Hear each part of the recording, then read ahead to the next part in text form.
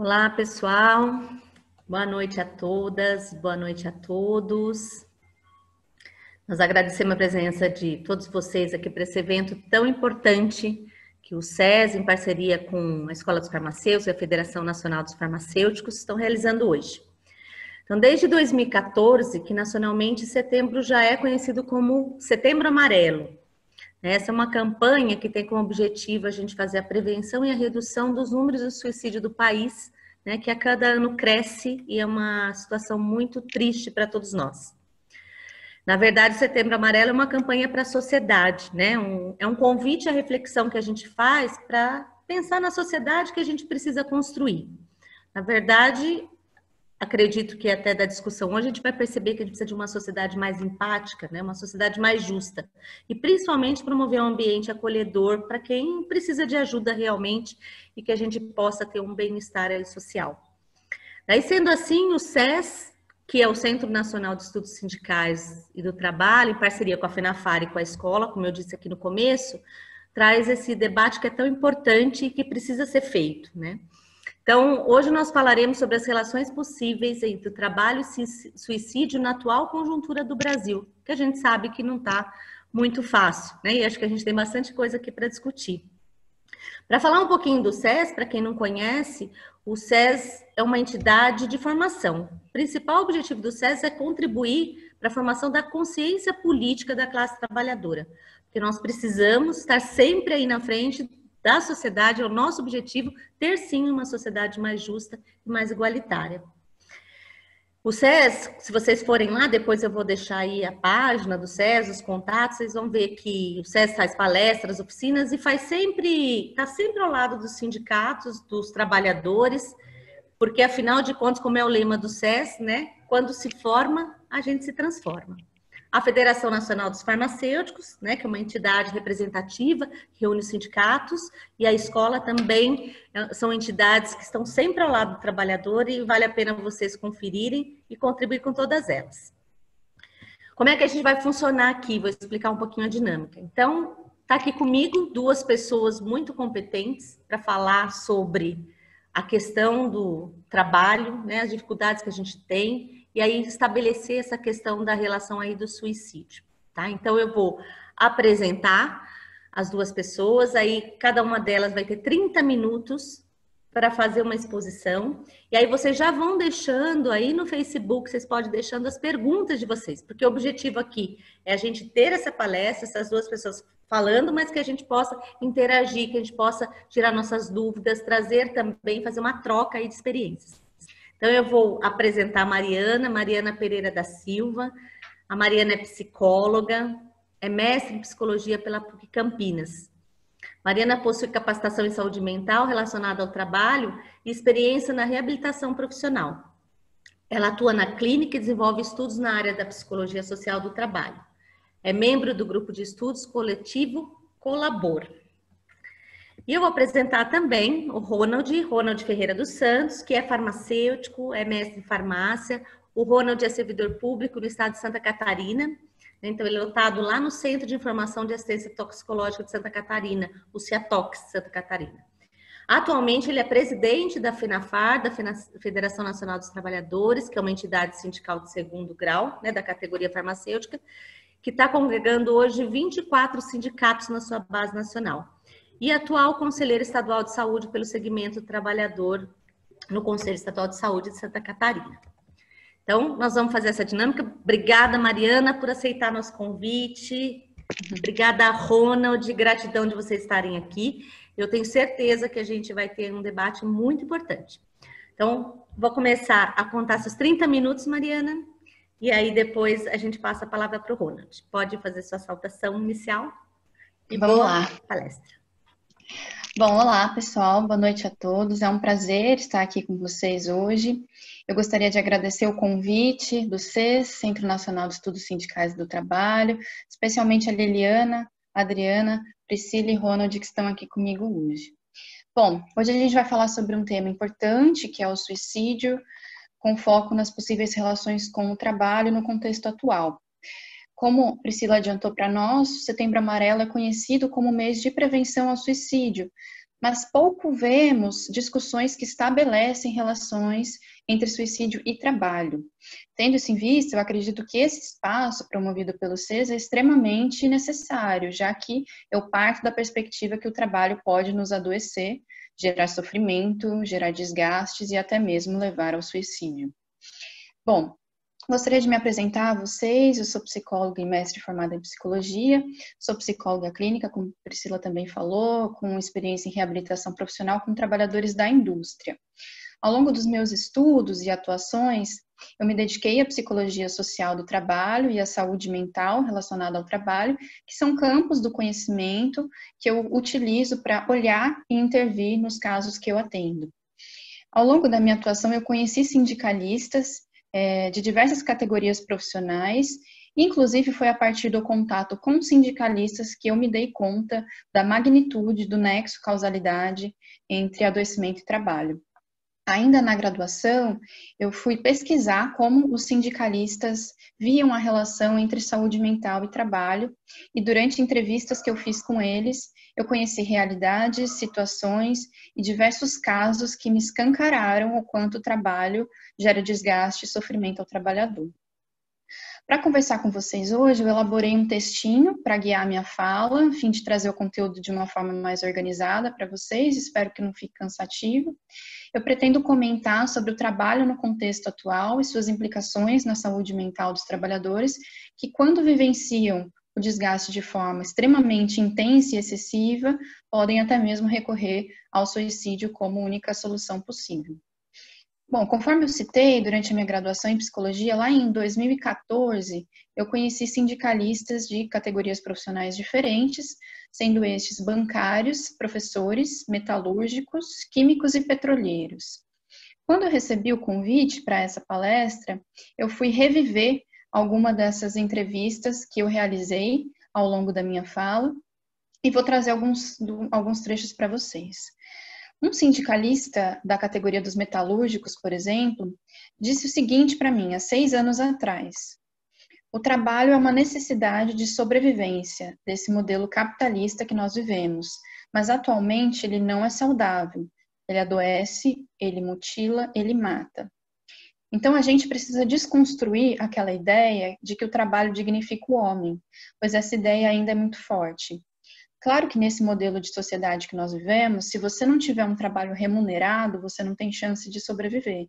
Mas nós precisamos saber que qualquer trabalho pode desencadear em você um processo de adoecimento. Eu acredito que esse trecho seja um trecho significativo, porque o entrevistado entende o que eu também defendo aqui, a centralidade do trabalho. Comumente, nós nos apresentamos e em seguida dizemos sobre o nosso trabalho, sobre a nossa profissão. O trabalho ele é componente central em nossa identidade.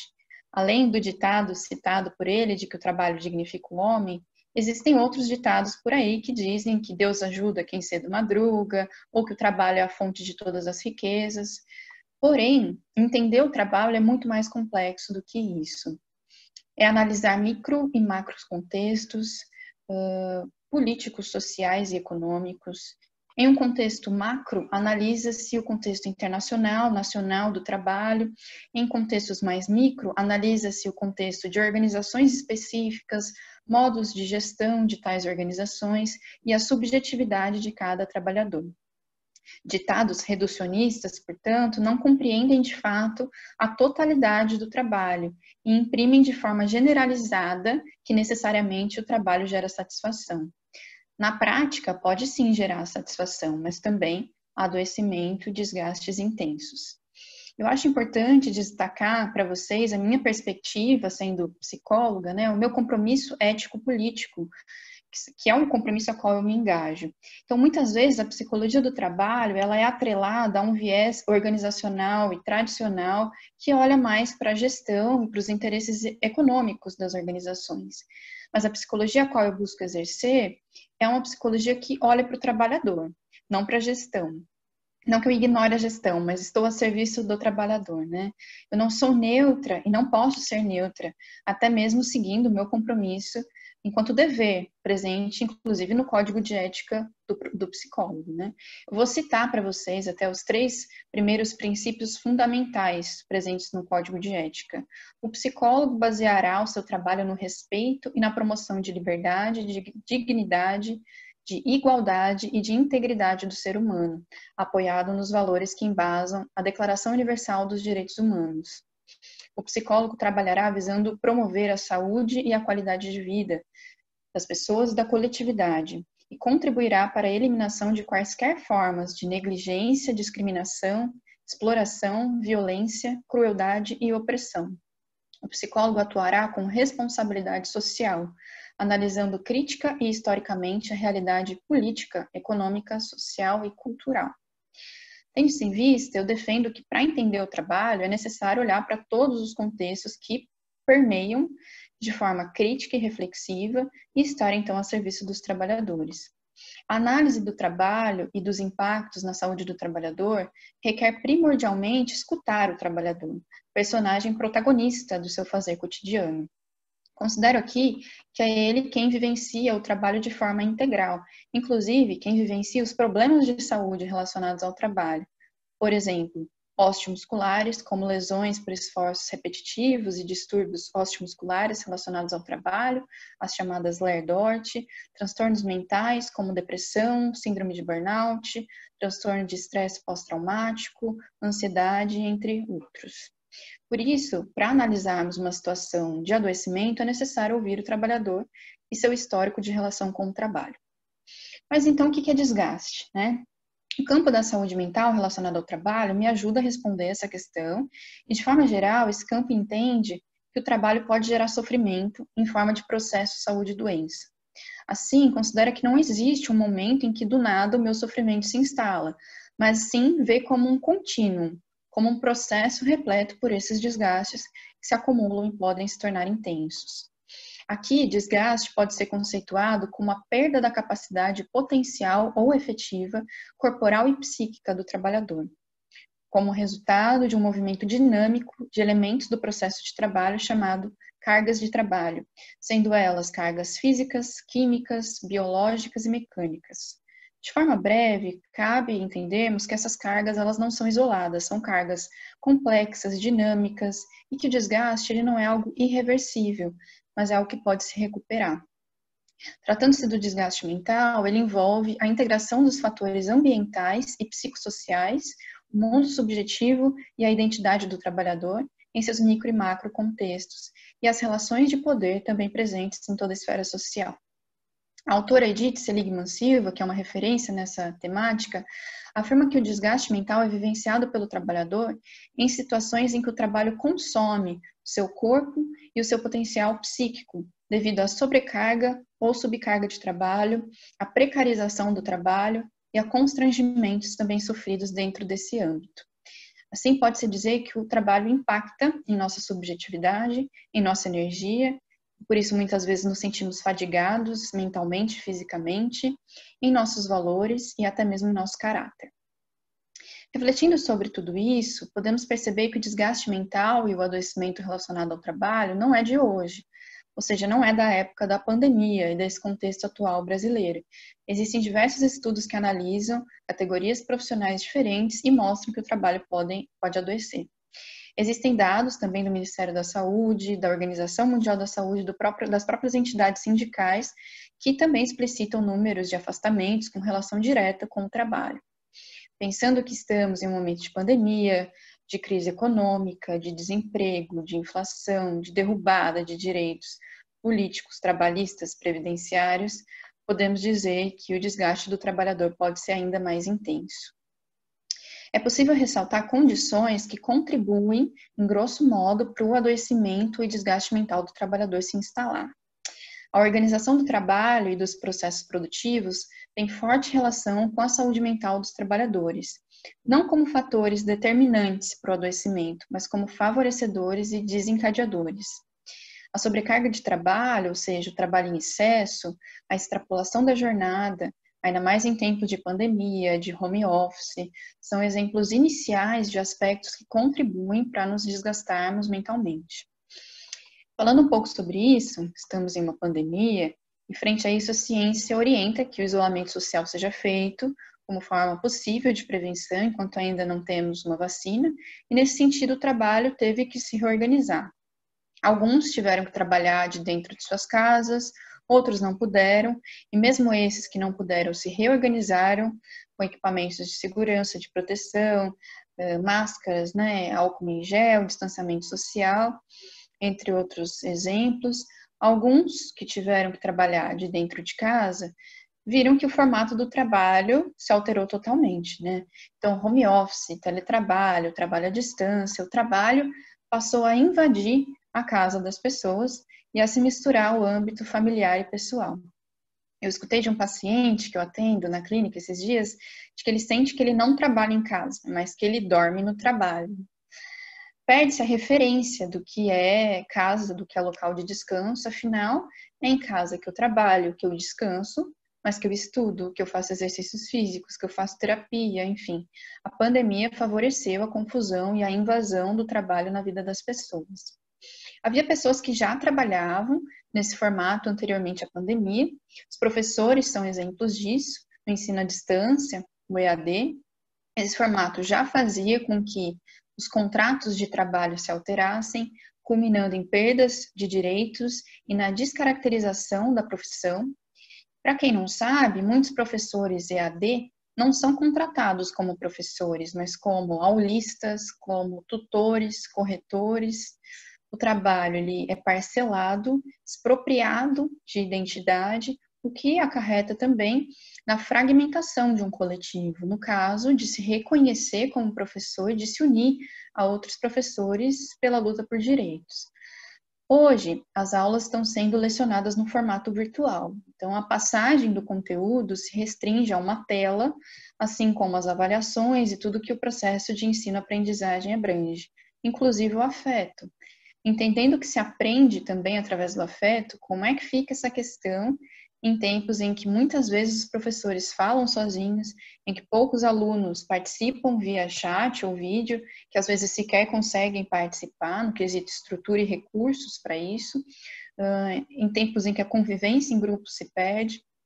Os professores também vivenciam, além disso, a sobrecarga e a extrapolação da jornada de trabalho e tiveram que se virar ao longo da pandemia sem recursos ou estruturas suficientes para fornecer muitas vezes uma aula de qualidade, né? Então pode-se dizer que esse cenário ele desgasta e muito os professores, por exemplo, que se sentem sobrecarregados, pressionados, inseguros, ansiosos. Ainda sobre a carga de trabalho, uma paciente também minha professora, que eu atendo na clínica, comentou comigo que o salário dela aumentou nesses tempos porque ela aumentou a carga horária. Mas daí, ao longo das nossas sessões, ela se deu conta de que o aumento do salário, que com isso, né, com o aumento disso, ela intensificava as sessões de terapia e o uso de medicamentos, muitas vezes, para conseguir se sentir melhor, menos ansiosa. Então, é como se aqui a carga de trabalho fosse proporcional ao desgaste e ao adoecimento psíquico. É como se quanto mais nós tivemos de demanda, mais a gente adoece, né? E eu ressalto que o relato das mulheres escancara ainda mais essa noção da extrapolação da jornada, porque envolve também atividades domésticas, né? De limpar, de fazer comida, de cuidar dos filhos, que muitas vezes são tarefas pouco divididas com os homens, pelo contrário, existem casos em que as mulheres encaram todas as atividades sem divisão qualquer com os respectivos companheiros. Então, para as mulheres, portanto, a situação pode ser ainda mais difícil. Outros aspectos que também favorecem o desgaste e o adoecimento mental dos trabalhadores, para além da sobrecarga e extrapolação da jornada, são a falta de autonomia, de liberdade para o fazer cotidiano, a necessidade de produtividade, muitas pressões para se produzir em larga escala, a falta de estrutura e recursos para o trabalho, um espaço físico inadequado, metas inalcançáveis, alto ritmo de trabalho e produção, formas de gestão adoecedoras, muitas vezes coercitivas, uma gestão assediadora, uma gestão pelo medo, a violência psicológica em formas, então, de assédio, assédio moral, assédio sexual, assédio organizacional, preconceitos, injúrias, riscos e insalubridade, competitividade, entre outros fatores, né? A pressão para a competição e para a produtividade é vivenciada de uma forma tão intensa, independente da categoria profissional, que hoje em dia ser um workaholic, um viciado em trabalho, é uma característica digna de admiração e de respeito, né?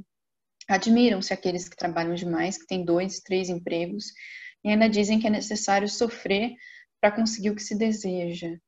O celular toca toda hora, as reuniões acontecem a qualquer hora e trabalha-se muito, um trabalho que é muitas vezes invisível e pouco reconhecido, né, que acontece à noite, aos finais de semana. A terceirização e a uberização como formas de trabalho são também aspectos que contribuem para o desgaste.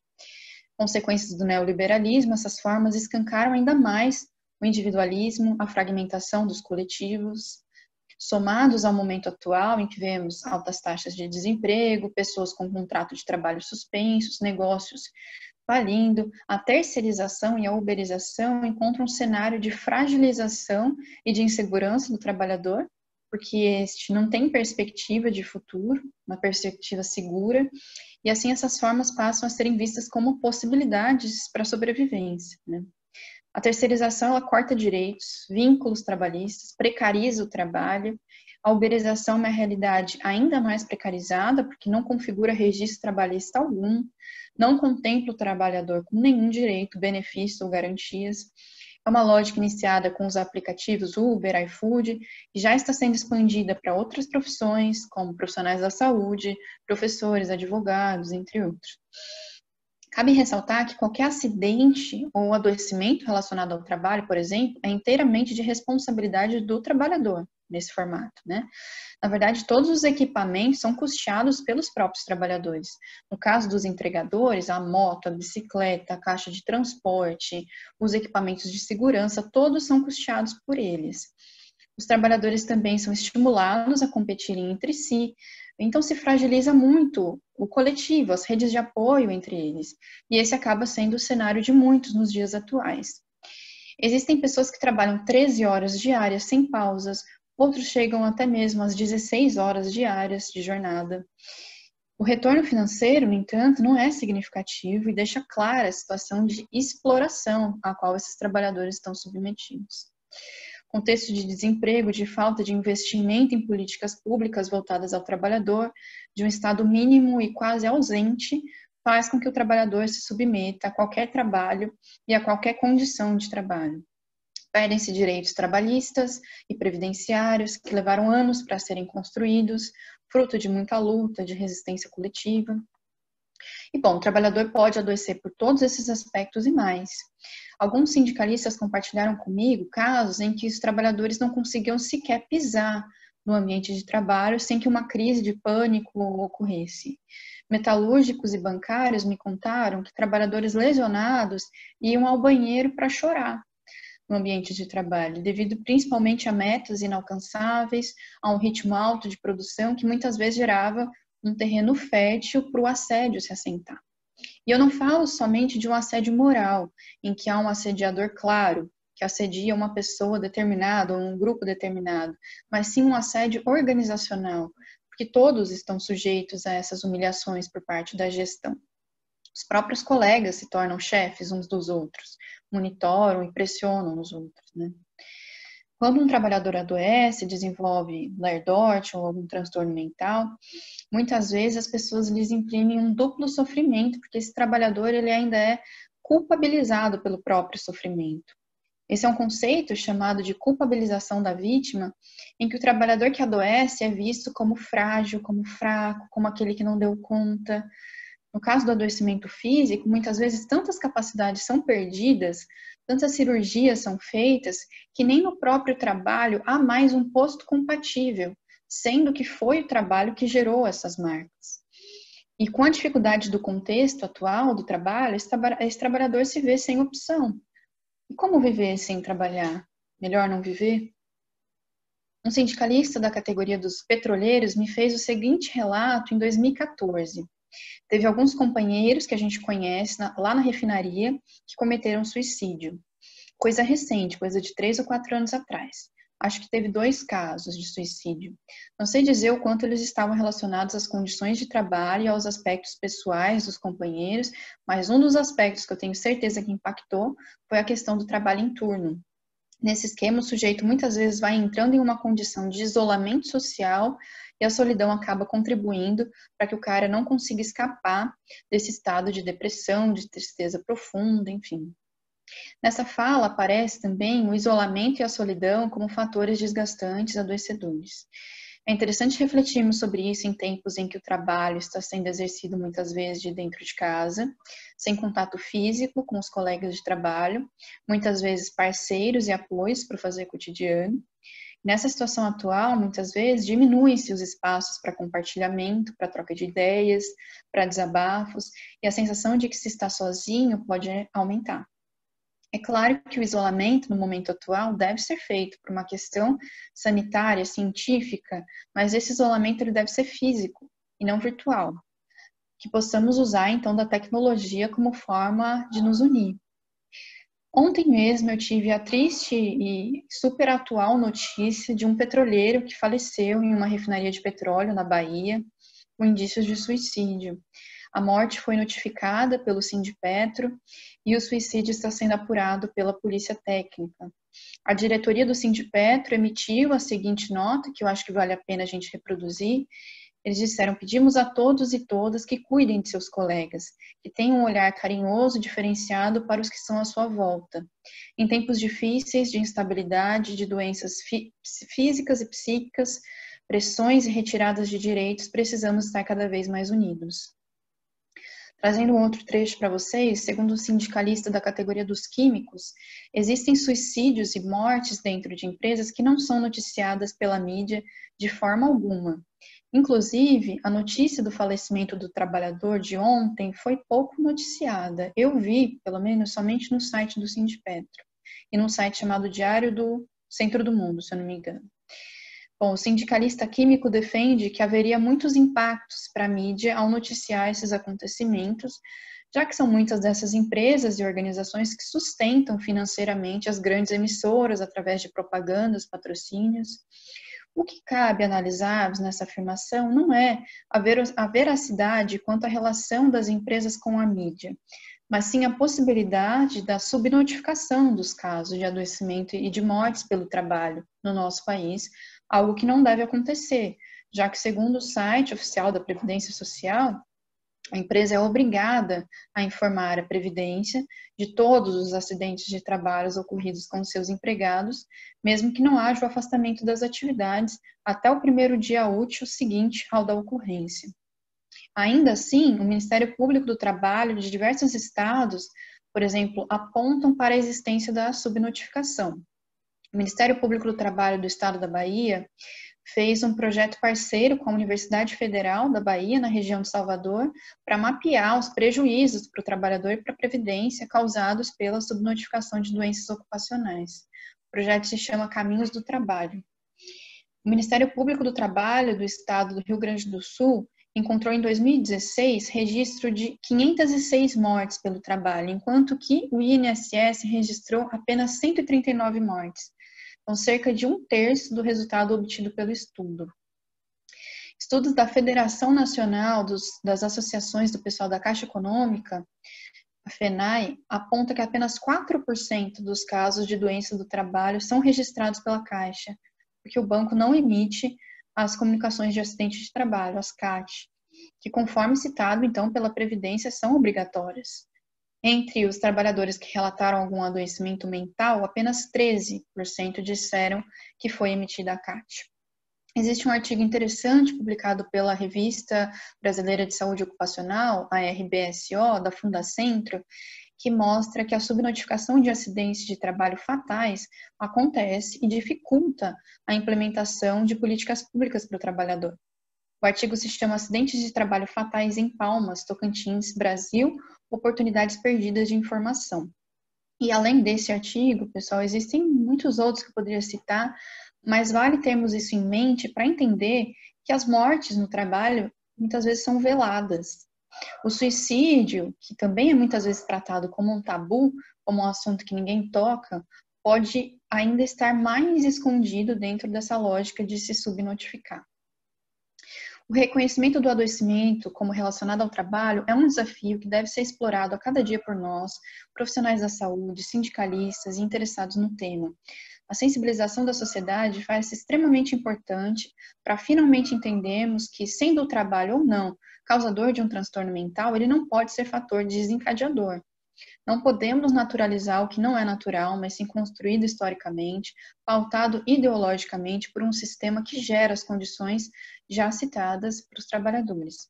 Não podemos naturalizar o estresse que o trabalho gera, os riscos em potencial, o assédio, a sobrecarga, entre outros. Quando os trabalhadores lutam pelo reconhecimento, eles estão lutando pela visibilidade, pela compreensão desse nexo, dessa concausa. E em tempos de Estado livre, há ainda menos autonomia para o trabalhador lutar num processo trabalhista, por exemplo. Nesse cenário, a chance de se ganhar o reconhecimento está ainda mais baixa e alegam-se diversas coisas, até mesmo um déficit previdenciário duvidoso, buscando descaracterizar qualquer adoecimento para não gerar um benefício para o trabalhador. E é nesse cenário que devemos falar ainda mais sobre isso. Um sindicalista da categoria dos metalúrgicos comentou: como é que uma pessoa sai de casa, vai para o trabalho e volta morto, exausto? O trabalho não pode ser isso. O trabalho não pode ser algo em que você sai depois de 8 horas de trabalho exaurido, em que você não consegue pensar em mais nada, fazer mais nada, porque você se acabou no trabalho. Não, o trabalho não pode ser isso. A tecnologia, ela não pode estar voltada somente para questões econômicas. Se a ciência tecnológica não foi pensada para garantir uma melhor qualidade de vida para os seres humanos, ela não tem sentido. Como não nos desgastarmos frente a tudo isso, e além de outros fatores que eu não destaquei, né? O desgaste aumenta, o estresse, as ansiedades, e isso, obviamente, impacta na saúde do trabalhador em geral. Alguns trabalhadores conseguem buscar ajuda, tratamento, intervenções psicoterapêuticas, psiquiátricas, iniciam uma rotina de atendimentos psicológicos para dar vazão a essas emoções, essa sensação de esgotamento, e passam a se conscientizar de que não são culpados, de que seus problemas não são individuais, mas também coletivos, compartilhados, são problemas sociais. Outros, no entanto, de tanto desgaste, podem recorrer ao suicídio como possibilidade. Opta-se aí pelo não viver, tamanho esgotamento vivenciado em direta relação com o trabalho. A conscientização e a sensibilização acerca dessa relação, portanto, é extremamente necessária. As políticas públicas em saúde do trabalhador dariam segurança e respaldo para que o trabalhador se amparasse, visualizasse possibilidades de vida que não fossem exploradoras e precarizadas. Políticas públicas favoreceriam, portanto, a saúde e a manutenção da vida. Sem um Estado em prol dos trabalhadores, o desgaste se intensifica, o suicídio faz-se ainda mais presente, ou seja, o suicídio é também um problema social, uma questão de saúde pública. O que cabe a nós fazermos, né? Então, além de cobrar do Estado ações para os trabalhadores, direitos para os trabalhadores, conservando aqueles que nós temos. Pensando em ações coletivas, eu destaco a importância de promovermos elementos para reflexão crítica acerca de todas essas questões. Nós estamos vivendo tempos em que os direitos trabalhistas estão sendo desmontados, vemos isso através da uberização, em que os trabalhadores não têm garantia alguma, benefício algum, direito algum de suas práticas, estão desassistidos. Então, eu destaco a importância de nós estimularmos o fortalecimento dos pares, dos apoios, dos coletivos, mesmo que ainda virtualmente. Eu sei da flexibilização, da reabertura que está sendo feita no momento, mas o isolamento ainda é importante, deve se configurar como isolamento físico, né, não virtual. Então, na medida que os trabalhadores consigam se comunicar uns com os outros, criarem espaços de compartilhamento, eles podem se sentir mais fortes e verem que suas queixas elas são coletivas e não individuais. Bom, de forma mais individual, eu destaco a importância da escuta, de servir de espaço de escuta, dar voz às pessoas, aos trabalhadores, acolher as demandas, as queixas, as angústias, isso faz-se essencial. Legitimar o sofrimento, ao invés de duvidar, de menosprezar, como muitas pessoas podem fazer, de não culpabilizar as pessoas que sofrem, de não patologizar ou de medicalizar todas essas queixas, porque são queixas normais num contexto tão difícil, né? Claro que a gente precisa olhar cada caso aí de uma forma cautelosa, mas não tratar tudo isso de uma forma meramente sintomática. É uma causa social, é um sofrimento social. Bom, com base também na abordagem psicológica, qual eu sigo, eu entendo que características como espontaneidade, criatividade são potenciais humanos e que todos nós temos, que vamos desenvolvendo ao longo da vida. Então, sendo criativos e espontâneos, nós podemos pensar em respostas novas para os nossos problemas, em respostas coletivas para os nossos problemas. Ao invés de somente a gente se submeter a situações que nos desgastam, que nós possamos reagir, se expressar, se libertar, que nós consigamos criar novos hábitos desprendidos da produtividade e da pressão do que o trabalho tanto nos coloca, né? Eu acredito que é um momento extremamente difícil para todos nós, que anda junto com a perda de direitos, anda junto com a situação de desemprego, mas eu acredito também que com a ampliação da nossa consciência, as pessoas possam refletir sobre os seus contextos, sobre suas ações, e então possam também se posicionar frente ao trabalho, frente à saúde, frente à vida, de forma individual, mas também coletiva. Bom, para finalizar, gostaria de compartilhar com vocês a página do Coletivo de Estudos, do qual eu faço parte. A página está no Instagram, no Facebook, se chama Coletivo Colabor. E é isso, pessoal. Espero que eu tenha contribuído um pouco para a discussão. Muito obrigada a todos pela atenção e eu vou ficar aqui à disposição para as perguntas e comentários. Obrigada.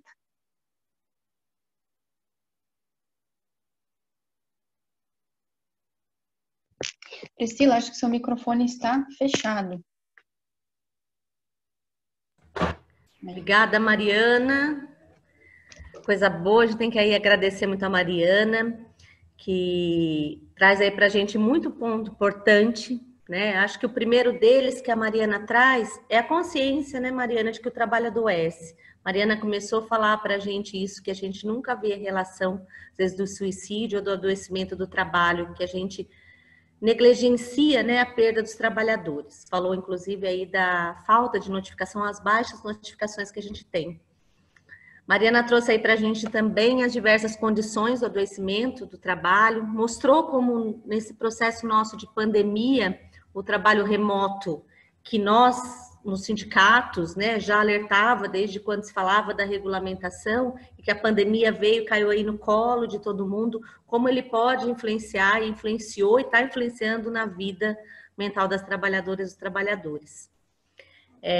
Trouxe a questão da precarização do trabalho, que é uma luta de todos nós, né? O sofrimento de trabalhadores, mostrou aí para a gente, trouxe dentro do seu contexto da experiência, aquelas condições que são impostas para o trabalhador, e o excesso de trabalho, o assédio moral, e que muitas vezes ele, né, não tem como, não tem saída para tudo isso, e principalmente como o trabalhador ele é culpabilizado, né, por tudo isso, né? Então ela demonstra que quando ele tem essa questão da depressão, desses problemas que vêm também do trabalho, como ele é visto, né, por seus colegas e por seus superiores. E a Mariana, por fim, ela traz aí para a gente, né, alguns elementos importantes de como a gente pode mudar essa situação, que são, sim, parte da luta das trabalhadoras e trabalhadores, né, e que a gente vai aqui, né, discutir. Vou pedir já para vocês colocarem as perguntas aí no Facebook, pode deixar, porque a Mariana vai voltar depois a perguntar antes da fala do Ronald. Queria cumprimentar as pessoas que deram um oi aí, a Gilda, querida, a Inalba, o Peta, a Yolanda que está com a gente, o Kleber, a Clotilde, a Márcia. E pedir para vocês compartilharem também na página de vocês, convidarem os colegas, porque assim, tá excelente, né? Não sei se vocês concordam comigo e acho que vai ficar melhor ainda. Agora eu vou passar aqui para o meu camarada Ronald, né, para fazer as suas considerações. Ronald, tá? Vou marcar os seus 30 minutos para que a gente possa fazer o debate depois. Pode abrir seu microfone, fica à vontade. Obrigado, Priscila, Mariana, todos que estão nos acompanhando. Dizer que extremamente impactado com a fala da Mariana, absolutamente convencido de que, como nós farmacêuticos podemos ter uma postura classista, a psicologia também pode ter uma postura classista ao olhar, ao fazer a leitura com os instrumentos que a ciência nos permite da realidade e se posicionar a partir de um olhar de classe, porque o que a Mariana nos trouxe hoje aqui a respeito das consequências do atual estágio das relações de produção na nossa sociedade sobre o trabalho, e em particular sobre a saúde mental, eu acho que é, inclusive, merecedor de ser reproduzido, viu? Mais vezes, porque muita luz a Mariana trouxe para essa discussão. Queria dizer aqui que boa parte de algumas questões que queria abordar, ela com uma capacidade quase desenhando aqui para nós essa situação que esse nosso tempo está trazendo. Então, eu queria, para aproveitar e contribuir um pouco para esse debate a respeito de qual é, nesse Setembro Amarelo, as consequências, não só para a questão do suicídio, das contradições, das relações de trabalho, mas acho que esse Setembro Amarelo, em especial de 2020, acho que nos faz refletir, talvez, as outras efemérides, as outras datas que nos parem para pensar a respeito da nossa saúde. Acho que esse ano de 2020 traz para nós uma reflexão sobre a disputa dessa nova era que está talvez 2020 inaugurando, que é a disputa entre a vida e a morte.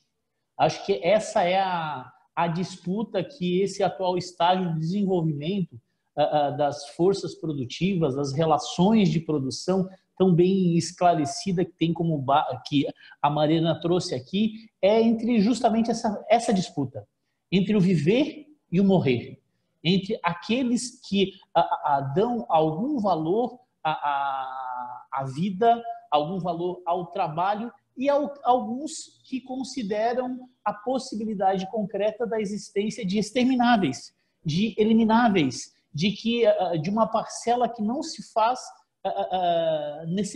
necessário na sociedade em função do processo produtivo que nós estamos vivendo e que tem buscado ser hegemônico no mundo e que traz importantes conceitos que precisam ser enfrentados do convívio social, que ao fim e ao cabo, não só apenas com o suicídio, mas com outros mecanismos que levam à morte, que são a tradução da morte. E o que a gente assiste nesse momento, nessas relações de produção e associados ao trabalho, é um processo de convergência tecnológica onde um conjunto importante de ferramentas e de conhecimento humano acabam se convergindo, não para trazer aquilo que era a expectativa da humanidade, permitir que você pudesse distribuir melhor a riqueza, permitir que você, ao ampliar a produtividade, garantisse redução da jornada de trabalho, ao você ampliar as tecnologias que diz respeito à proteção da vida, você ampliar as condições para as pessoas viverem mais e melhor. Não, ao contrário. Esse processo de convergência tecnológica, ele trouxe um processo de ampliação da produtividade que trouxe como uma das consequências essa ampliação da produtividade, infelizmente, paradoxalmente, a desvalorização do trabalho.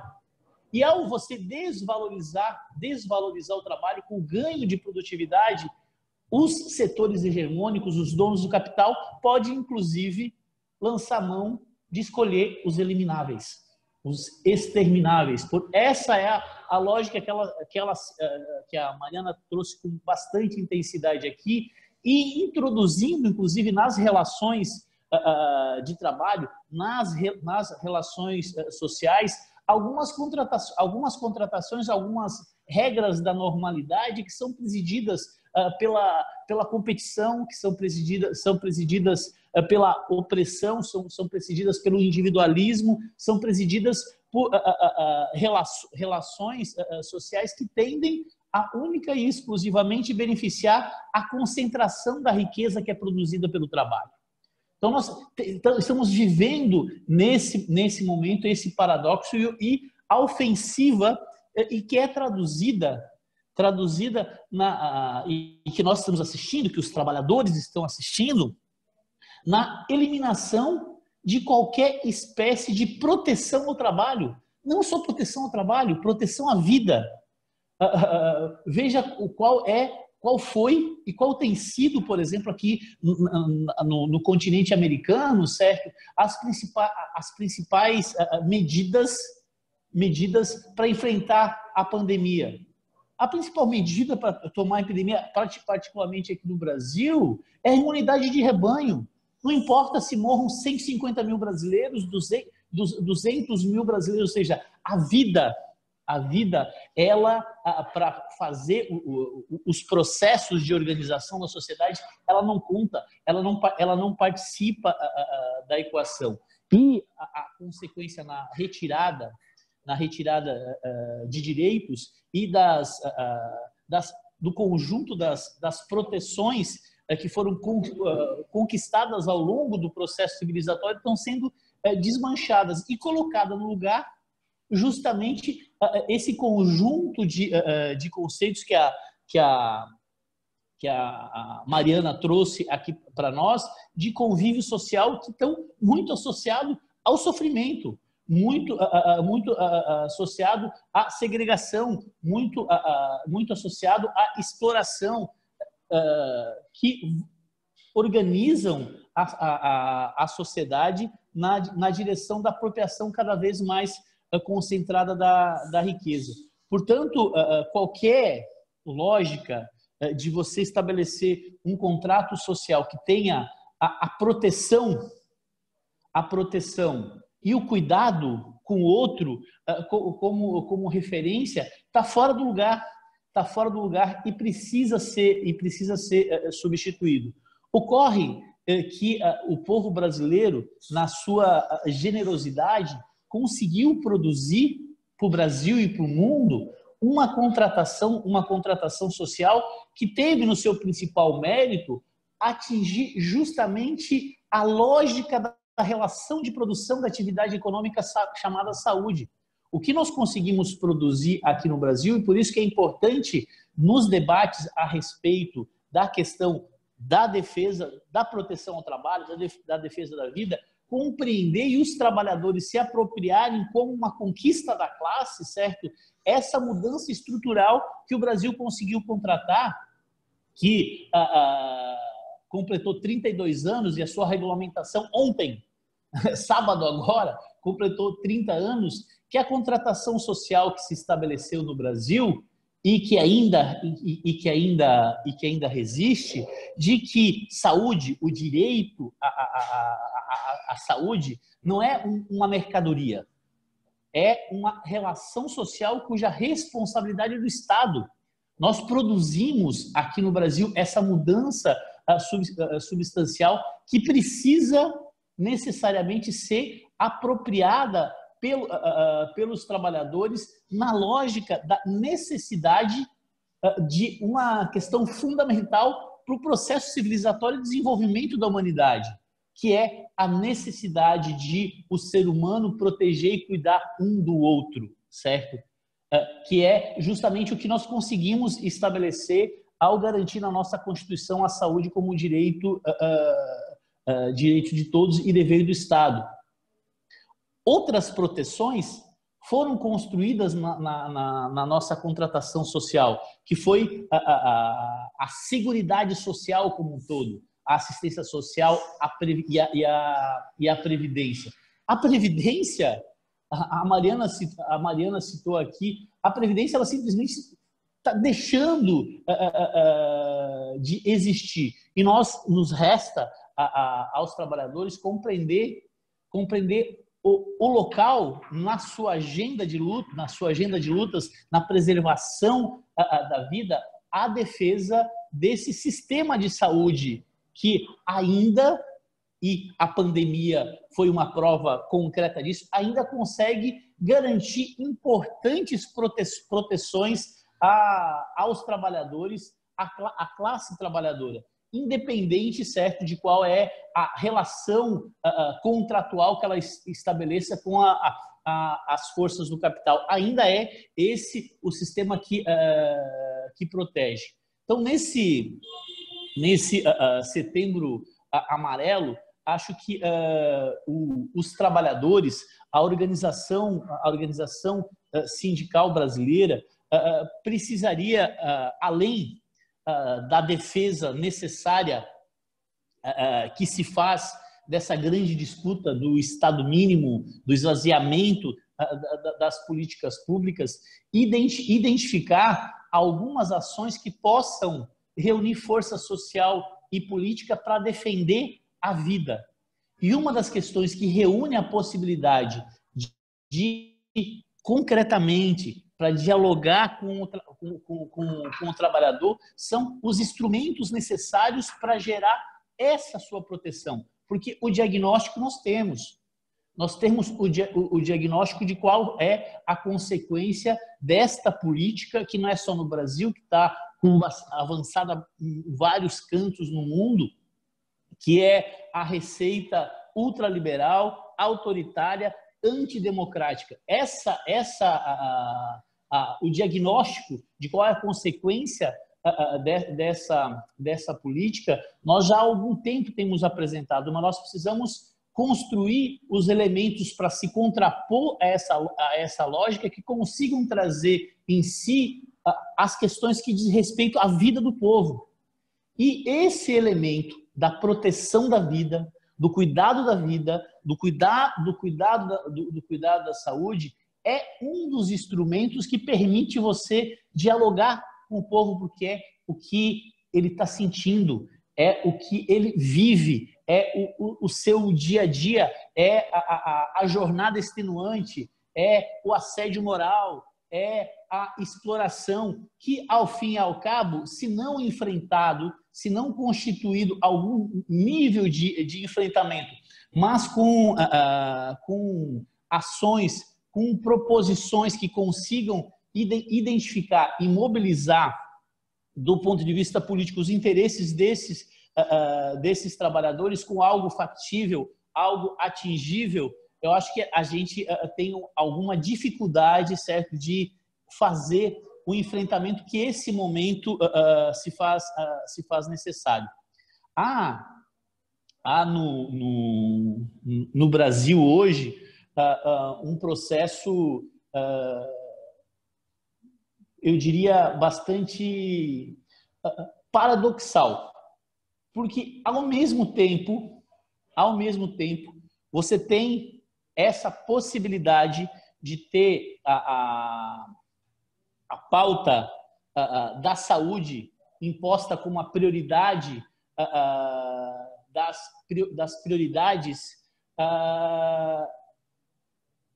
O paradoxo é a dificuldade de se fazer o enfrentamento em torno dessa disputa das alternativas que são apresentadas como proteção.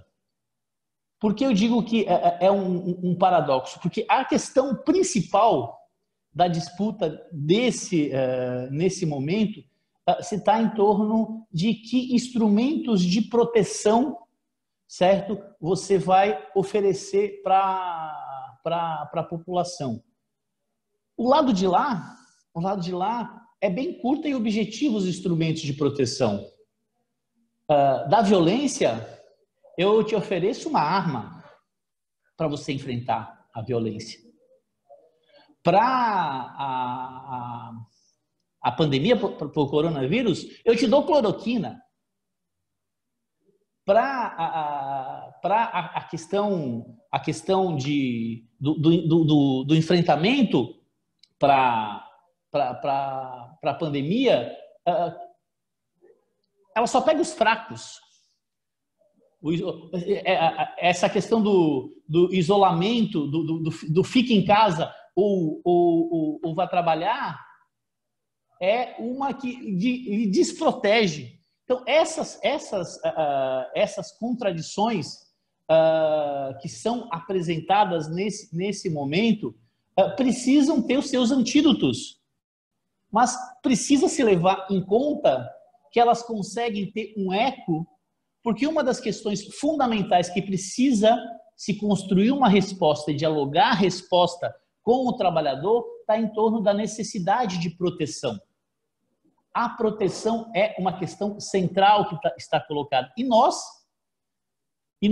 embora tenhamos já reconhecido reconhecido pelo conjunto da sociedade, um sistema que conseguiu garantir uma proteção, porque até em camisa de futebol o SUS está estampado, o Sistema Único de Saúde está estampado, até as forças mais liberais reconhecem, mas, no entanto, ainda esta construção que o povo brasileiro conseguiu produzir não foi ainda para a classe trabalhadora, uma parcela importante da classe trabalhadora, significar como seu patrimônio, como algo que é fundamental ser defendido nesse momento, ser compreendido o seu funcionamento, ser compreendido os seus princípios que tem como base a solidariedade, a cooperação, o interesse coletivo, mas também as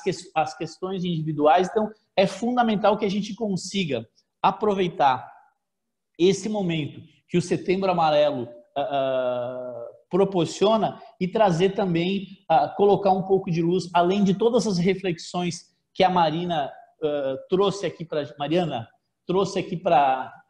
a gente. Também é fundamental nós refletirmos a respeito de qual é o posicionamento que nós vamos tomar diante do fato de termos, daqui a menos de 60 dias, um processo eleitoral a questão que estará em disputa será justamente o espaço de execução desta política. A política pública de saúde, essa política que precisa ser apropriada pelos trabalhadores, ela acontece no município. Ela acontece onde as pessoas vivem, certo?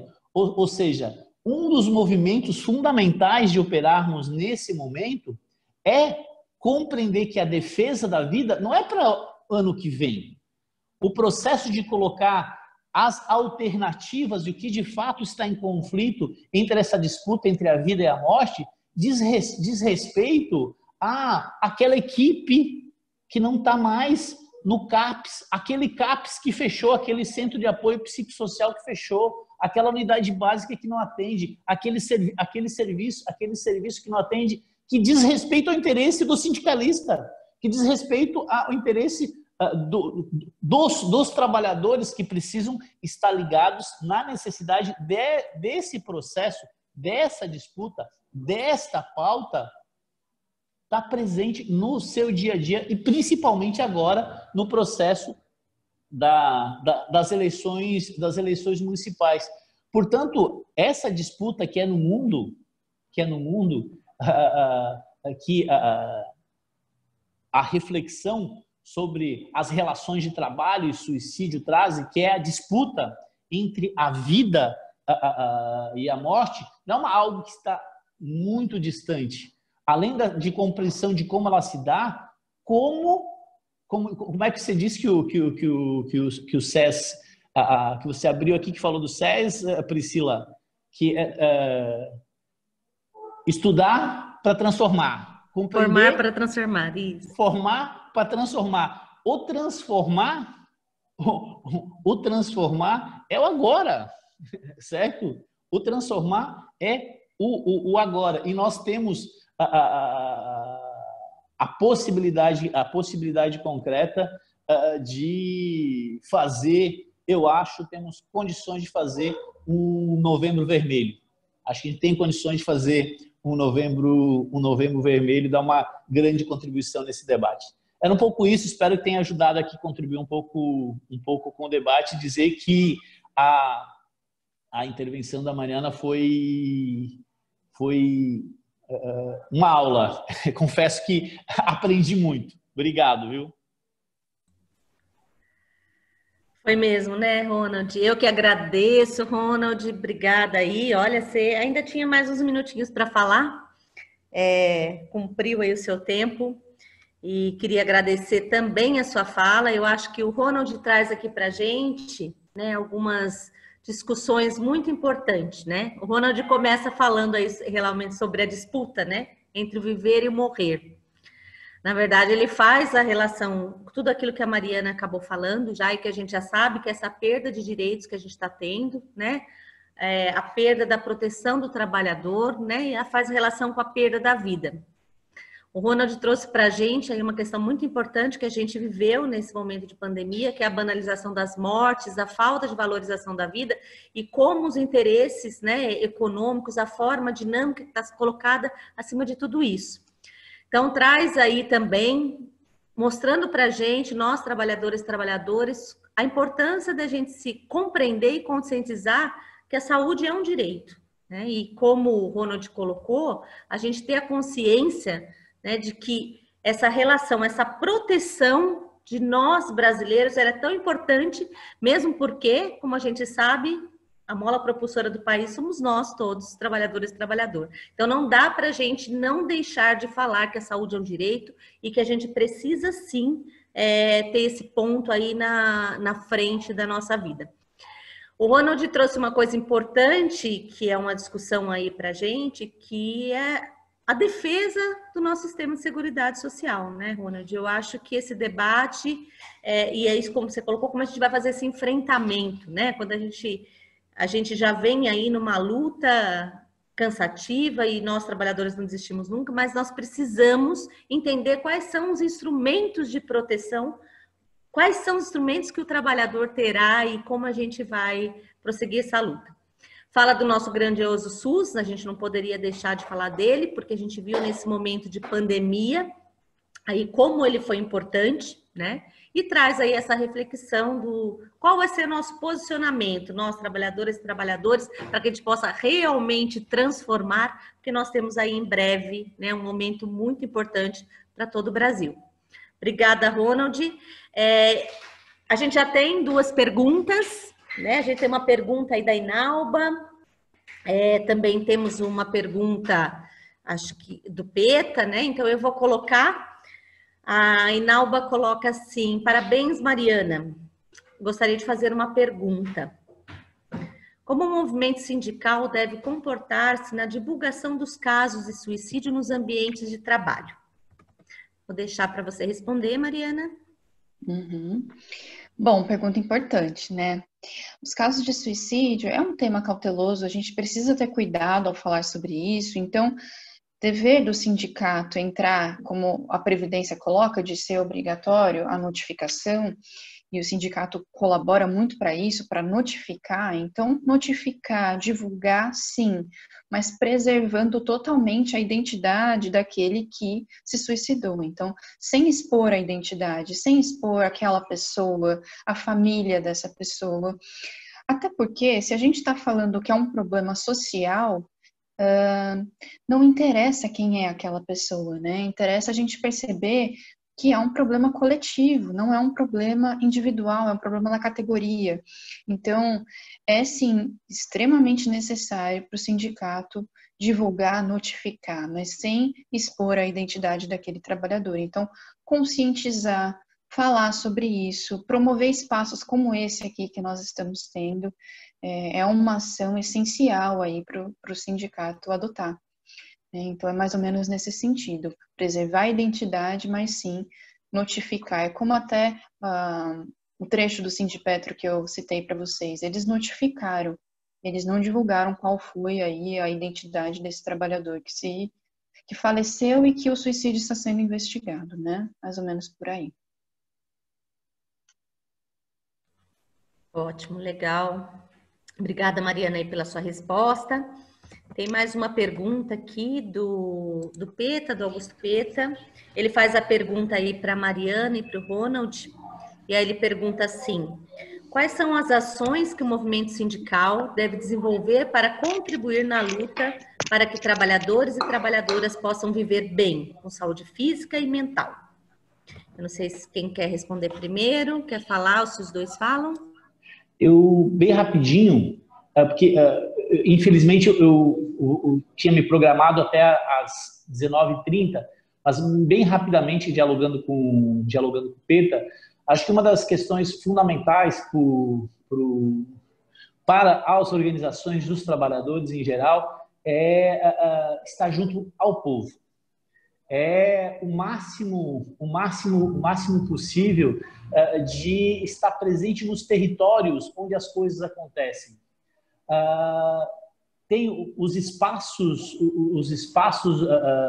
do trabalho, mas tem também outros espaços importantes que os trabalhadores precisam usar. Por isso que eu tenho insistido muito nesse lugar chamado as ações na saúde pública. Para mim, eu considero absolutamente estratégico para a organização dos trabalhadores. Por quê? O que você tem numa comunidade, num bairro, numa cidade, geralmente, num bairro, que você tem quase sempre, você tem uma igreja, uma escola, certo? E uma unidade básica de saúde, uma estrutura de saúde. Essas são as estruturas que estão presentes objetivamente onde as pessoas estão vivendo e as pessoas estabelecem alguma relação. Ou seja, um espaço importante que os trabalhadores demandam e podem, certo? E podem, de alguma forma, construir uma participação mais ativa, onde que a questão da vida, do viver mais e melhor, pode ser determinante. Tem outros, mas inexoravelmente são 48 mil unidades básicas de saúde no Brasil, uma série de equipamentos que os trabalhadores, na minha avaliação, precisam chamar como seus. E, do ponto de vista da estruturação do sistema, existe, inclusive, a legalidade e a legitimidade para participar, a organização dos trabalhadores participar desses espaços. Então, acho que é uma boa possibilidade. Okay? Eu queria já aproveitar e dar Mariana, dizer que foi um prazer gigante te conhecer, viu? Aprendi muito contigo hoje aqui e agradecer ao Sérgio por essa oportunidade. Obrigado, Priscila, também, tá bom? Gratidão, Ronald, como sempre, sempre contribuindo bastante. Obrigada. Valeu. À vontade. Obrigada também, Ronald. Foi um prazer te conhecer. Valeu. Eu só queria acrescentar uma coisa. Eu acho que estar ouvindo os trabalhadores, estar perto dos trabalhadores é essencial, promover conscientização, sensibilização enquanto ações do movimento sindical. Eu diria tentar pensar em ações para promover grupos, né, que possam auxiliar na construção da união, né, ações criativas que possam atrair a categoria de alguma forma, espaços de debate, que sejam também atuais, como um espaço como este, uma live, que as pessoas possam assistir, interagir, isso fica gravado, isso é possível de ser acessado depois, né? E durante o meu mestrado eu fiz grupos com trabalhadores lesionados da indústria e, basicamente, nesses grupos nós fazíamos rodas de conversa para discussão de temas de interesse deles, então foi uma vivência muito significativa que eu tive, que considero super importante aí na minha trajetória. Eu trazia filmes para debater com eles, charges, imagens, a gente chama de materialidades disparadoras de discussão na psicologia, né? Então, trazer elementos que possam gerar reflexões, que possam gerar o debate junto aos trabalhadores. Eu penso na importância de profissionais da saúde mental dentro dos sindicatos, assim, de alguma forma, para acolher esses trabalhadores e trabalhar essas demandas, né? Gerar reflexões a fim de fortalecê-los. Então, é isso que eu gostaria de acrescentar. Legal, Mariana, você traz aí uma questão, essa questão aí importante, né, desse trabalho, e até a Cleide colocou aí que o SES nos traz meios também de fortalecer a luta nas bases, né? Que a gente vai continuar resistindo, é uma das formas. E traz aí importância também aí já para os sindicatos, né? Falando do profissional de saúde mental, para que possa dar esse apoio. Eu vou aproveitar, enquanto me parece que não tem alguma outra pergunta, eu vou fazer uma pergunta para você, Mariana. Por a gente até estar no Setembro Amarelo, como você falou, às vezes não tem a relação com o trabalho, mas eu acabei ouvindo esses dias uma reportagem que estava falando sobre a síndrome de burnout, né? E aí a pessoa que estava falando, ela colocou assim que, na verdade, os profissionais trabalhadores que mais desenvolvem são aqueles que são, de certa forma, muito rígidos, porque eles querem, são aquelas pessoas que adoram trabalhar e que eles impõem para eles mesmos a questão de ser de ter grandes metas ou grandes projetos. Na verdade, eu fiquei com uma sensação de uma culpabilização novamente do trabalhador. Quer dizer assim, a síndrome do burnout, né? Porque eu gosto de trabalhar demais, eu me exijo muito, eu sou perfeccionista, então é por isso que eu desenvolvo. Eu acho que você falou um pouquinho da culpabilização do trabalhador, mas eu acho que você poderia dizer um pouquinho. Isso vem mais no meio externo do que interno. É lógico que a gente pode ter talvez aí uma propensão maior. Então, Priscila, eu acho que é uma questão fundamental essa que você está tocando, porque essa questão aparece muito também no âmbito da psicologia. A gente até brinca no nosso coletivo de estudos que tem muitos psicólogos que olham para um trabalhador que adoeceu e, usando aí da psicanálise, de abordagens mais tradicionais, podem olhar para essa questão e falar: esse trabalhador tem uma pulsão de morte aí, escolheu esse trabalho, tendo em vista essa personalidade dele. Existem psicólogos que vão falar isso. Então, é muito diferente atender na clínica, por exemplo, uma demanda de adoecimento relacionado ao trabalho, sem qualquer reflexão a esse respeito. Então, é um movimento que a gente tenta fazer, até mesmo dentro da própria psicologia, a importância dessa relação que existe, não há como negar, é só a gente analisar todos esses contextos, né, que permeiam esse adoecimento. Então, é um ponto extremamente significativo, porque existem muitos profissionais que tem esse tipo de fala e que sim contribuem totalmente para a culpabilização desses trabalhadores, né?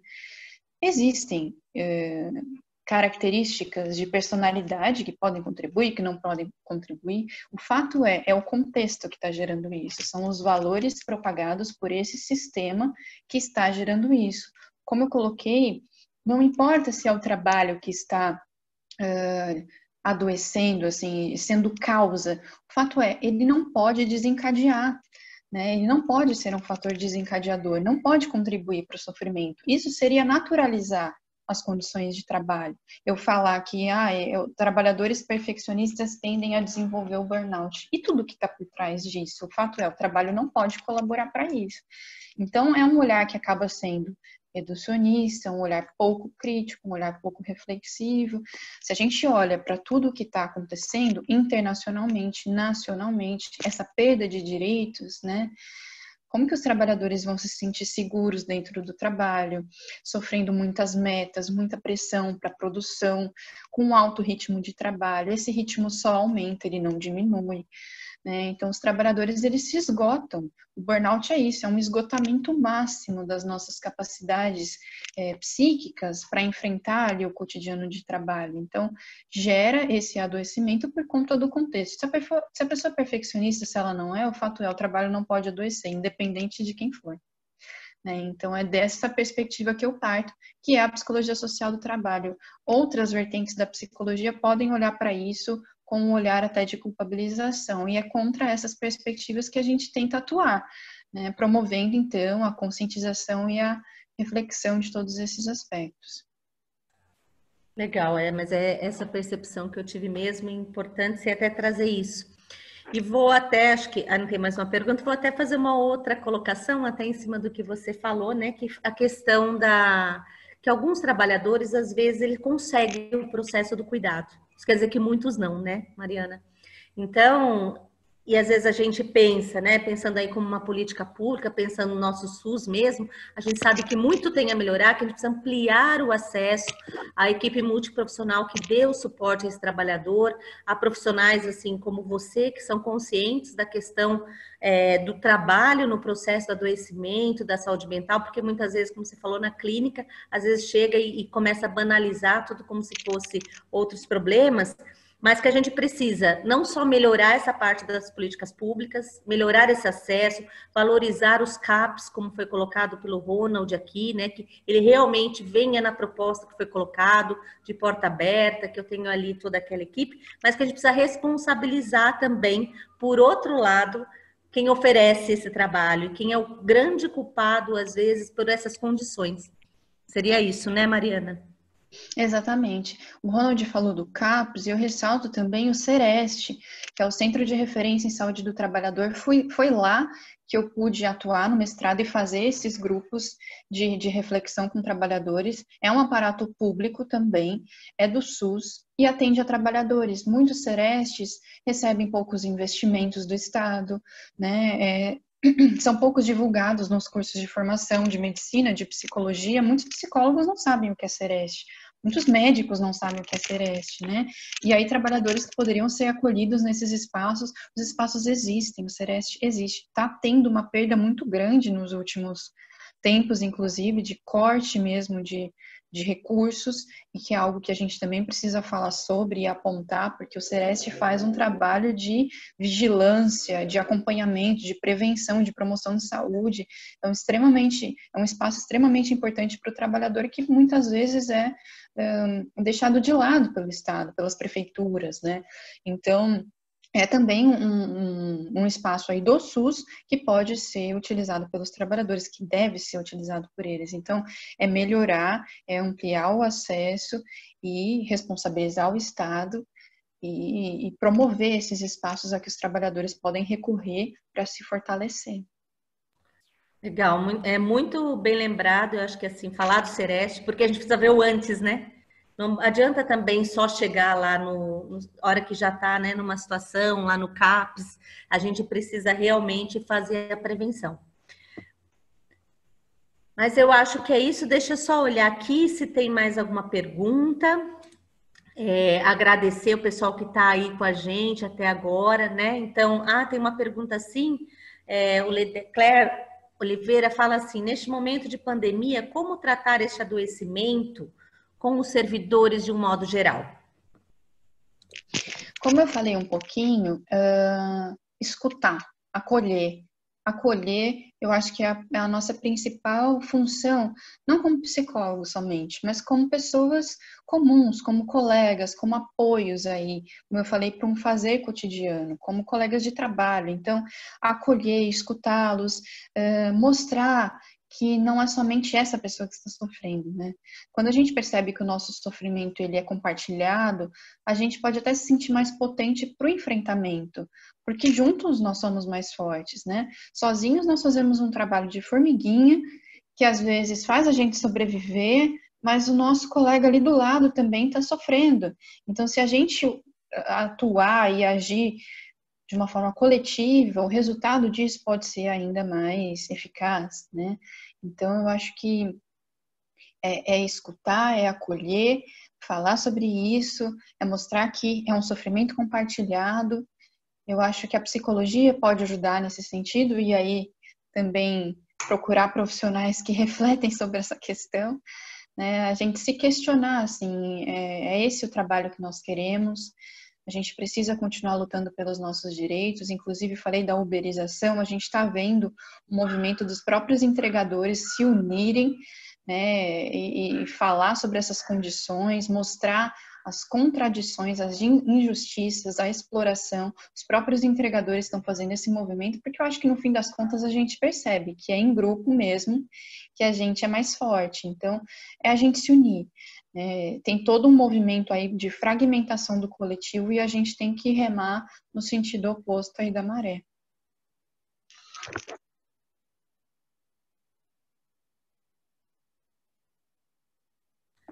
Legal, Mariana, deixa eu só ver aqui se tem mais uma pergunta. Ele agradeceu, tá? A Yolanda está nos parabenizando a todos nós. Eu acho, Mariana, gratidão, estou muito feliz, né, aqui por ter participado de tudo isso, acho que foi muito esclarecedor.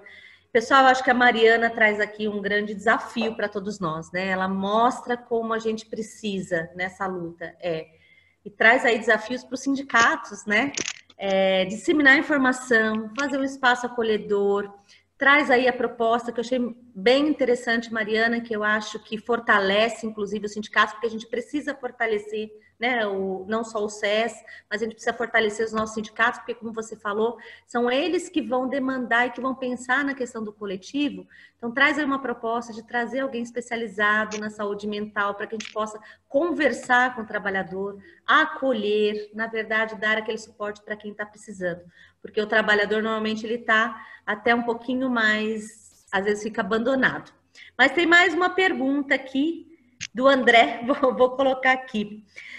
Priscila, gostaria de perguntar para a Mariana como lidar com a dificuldade de identificar alterações psicológicas em companheiros de trabalho em tempos de distanciamento social e trabalho home office. Uhum. É um super desafio, né? Porque no home office, no teletrabalho, a gente não está se vendo. A gente está tendo esses contatos virtuais e que aí muitas vezes não é através do vídeo, e mesmo por vídeo é possível às vezes as pessoas esconderem algumas emoções, né? Ocultarem isso. Então eu acho que é dialogando, né? É até mantendo um diálogo cotidiano aí de como é que você tá, como é que você tá passando os dias, eu venho me sentindo estressado, você também sente isso? O que dá pra gente pensar junto aí, até de estratégias pra gente enfrentar isso? O que dá pra gente mudar muitas vezes? Então, acho que é manter o diálogo até para tentar perceber se existe alguma alteração ou não. Muitas vezes, aquele colega que é mais extrovertido, no trabalho, que a gente conhece pessoalmente, que a gente trabalha junto, no vídeo tá muito calado, ou tá com ar de preocupado. É a gente até perguntar, né, de uma forma também cuidadosa, tá acontecendo alguma coisa, tá a fim de conversar, como é que você tá vivenciando o trabalho nesses tempos difíceis de pandemia? Eu ando esgotado, e você? Né, o que você tá fazendo aí para se cuidar? É tentar manter o diálogo. Eu acho que o diálogo é extremamente importante, como eu falei, a escuta. E através da escuta identificar. Eu não vou elencar aqui um passo a passo, porque não existe, nem sintomas também, porque daí eu entraria numa patologização. Então, assim, se tá chorando ou se tá... Não vou entrar nesse aspecto, porque daí eu cairia nessa coisa do diagnóstico, né? Então, eu acho que as alterações a gente vai muito percebendo pelo diálogo, né? Poxa, aquele cara que eu trabalho me deu uma resposta tão estranha, e eu acho melhor ouvir e questionar como é que você está, como é que você está se sentindo, e se sentir assim, aberto a ouvir, sem julgamentos. Eu acho que a ausência de julgamentos também é importante nesse momento, entendendo que qualquer reação de estresse, de ansiedade, é normal nesse contexto tão difícil. Existem casos mais extremos, sim, mas para a gente prevenir até que isso se intensifique, é trocar uns com os outros, dar vazão um pouco aos nossos sentimentos de forma coletiva, pode ajudar.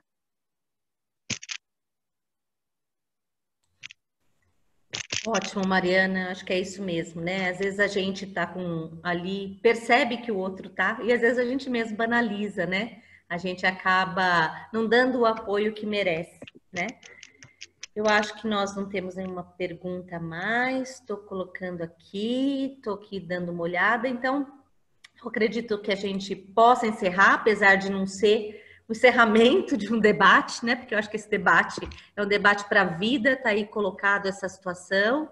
Mas eu já queria primeiro agradecer o César, agradecer a Finafar e a escola, né, a qual eu faço parte, por ter dado essa missão assim tão importante de estar aqui fazendo essa moderação e estar compartilhando com todos vocês, né, esse debate tão importante e enriquecedor que nós tivemos.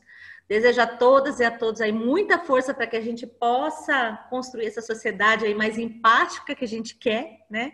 E nesse momento eu deixo aí o que eu posso para todos vocês, que é o meu abraço forte virtual para todos aí que eu não vejo há muito tempo, que está aí, e que a gente tenha uma sociedade aí com muito mais amor e que a gente possa, esse debate que vai ficar gravado, vocês podem compartilhar, vamos fortalecer o SES, o sindicato, e curte a página aí das instituições, das entidades, porque é isso que a gente precisa. A gente precisa de força, a gente precisa dar as mãos e caminhar juntos, sempre com o nosso objetivo, que a nossa luta nunca termina. Mariana, gratidão novamente, muito obrigada e um abraço a todos vocês. Boa noite. Obrigada. Eu queria agradecer também. Obrigada, Priscila. Eu acho que o espaço foi muito bacana para a gente trocar. E é como você falou, né? O debate está no início. A gente precisa prolongar, deixar isso se reverberar para a gente trabalhar, né? A fim de promover conscientização e sensibilização sobre o tema. Obrigada. Legal. Boa noite, pessoal. Tudo de bom para vocês.